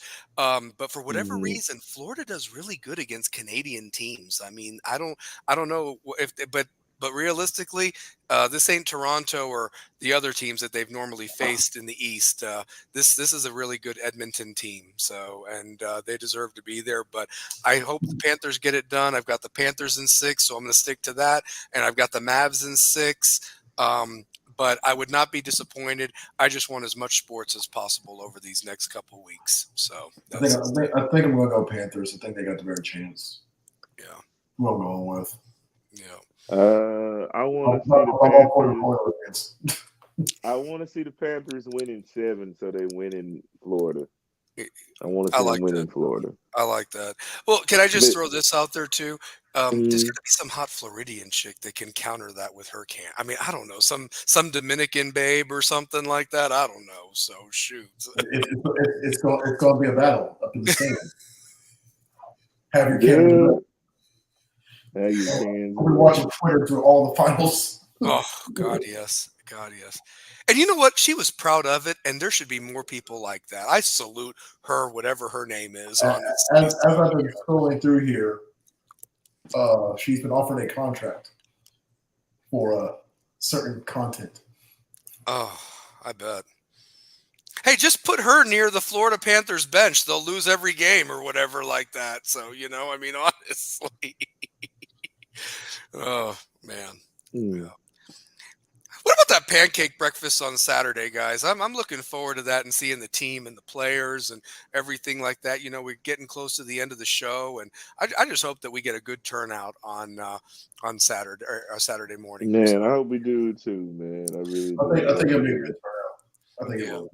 Shout out to my guy, number 45, Davis Neely, setting my number 45. So I got something for him on Saturday. So from the Freeman family contribution. So yeah, I'm excited.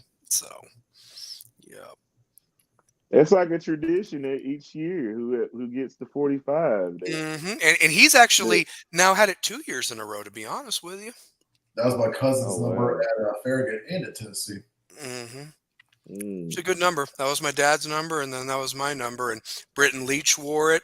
So I mean, there's been some good dudes that have worn it. So yeah. Man. Yeah, I'm waiting to find out what number my son gets this year. He couldn't get my number because the 8th grader picked it.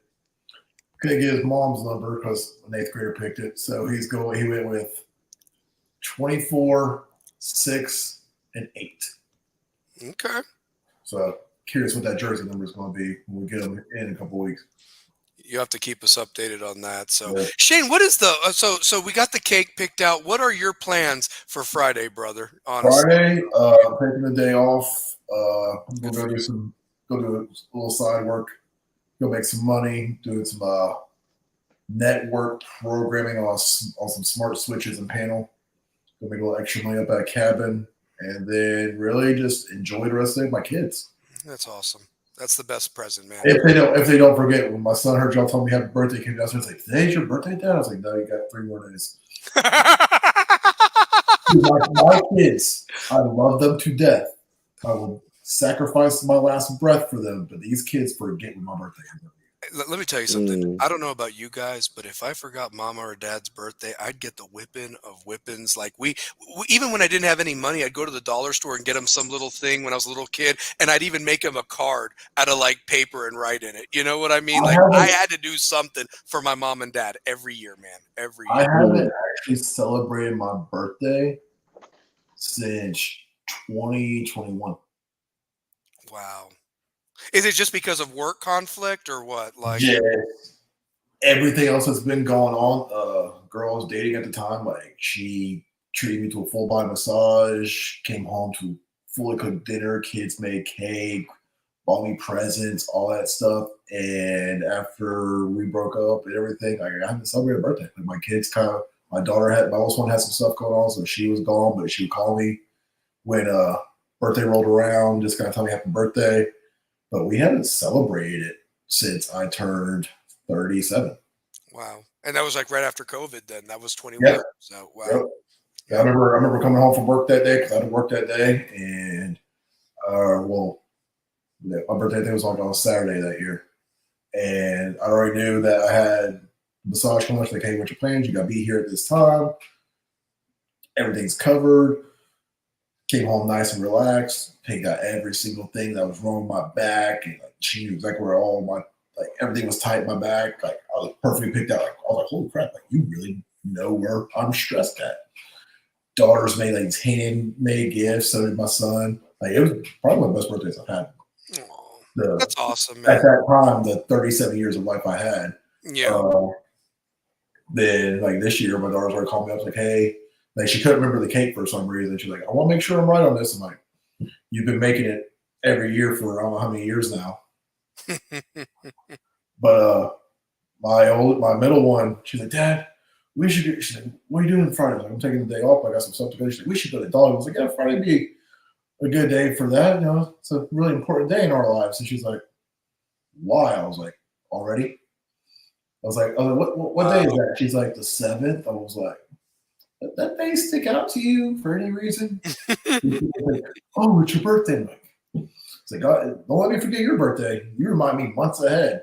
Yeah, this is what I want. This is what I want. My kids' birthdays were so close to Christmas that we either go big on Christmas or we go big on birthdays. All my kids are 6 weeks within Christmas. That's crazy. My oldest one is December 19th. Then the next one in line is my son on January 27th. 6 days later is my middle daughter on February 2nd. Oh, wow. So it's either I go all out on birthday and we just celebrate Christmas and do our thing, or you all get Christmas and your birthdays are. That's cool that she has a Groundhog Day birthday. Like that, Yeah. I've never known anybody to have or know of somebody within my realm. That's cool that she was born on February 2nd. So yeah, I have birthdays all around that day, but not that day in particular. I joke with her in the mornings on that day. I'm like, all right, so are we getting winter or spring soon? I'll tell you one thing, that the groundhog was right, because after that horrible snow in January, it was very mild after that. You know, it took forever for that. I was working in Oak Ridge during that, and it took forever for that snow to melt out there. Yeah. Yeah. Well, I'll tell you this, man. I'm sure you all hear it outside your house. It has been raining cats and dogs for hours. It feels like today. It's just awful. We lost power at work and everything. It put me an hour and a half behind. So it was just nuts. So yeah. Well, guys, let's wrap it up. I want to sing happy birthday to Shane. Happy birthday to you. Happy birthday, to you. Happy birthday to our Shane O'Mac. Happy birthday to you. Appreciate it, guys. I appreciate it. Happy birthday. Yeah. Absolutely. So I hope it's a great one, man, with the kids. That's the biggest blessing of them all. And if you can earn some extra money on the side, have at it, brother. Honestly. So yeah, I'm about to go make my whole paycheck in one day. So there you go. So there you go. Well, two pair, like always, we're going to end it with that W. Pancake Breakfast Saturday. We'll have a great show next week, as always, and close us out like you always do, brother. Hey, man, love, peace, and chicken grease, man. It's Rebels with a Cause. And, man, you know that clock don't stop until what? The clock hits zero. That cause don't stop till the clock hits zero, baby. Zero. So that's it. Love you guys, man. And be good to each other. Treat everybody good. Be rebels with a cause, even if the clock has hit zero. We out. Even if the clock has hit zero.